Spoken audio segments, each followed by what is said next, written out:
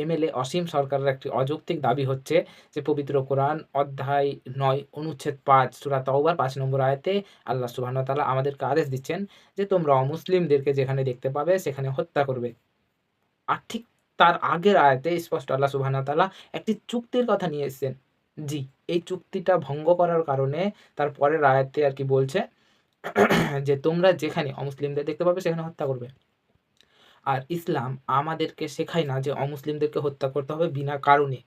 এর জলজ্যান্ত প্রমাণ হচ্ছে সূরা মুমতাহিনা আয়াত নম্বর ৮ এবং ৯ স্পষ্ট আল্লাহ সুবহানাহু ওয়া তাআলা তিনি আমাদেরকে বলছেন যে যারা তোমাদের বিরুদ্ধে যুদ্ধ করতে আসেনি এবং তোমাদের ঘরবাড়ি থেকে তাড়িয়ে দেয়নি তাদের বিরুদ্ধে তোমরা যুদ্ধ করো না, তাদের সাথে সৎ আচরণ করো।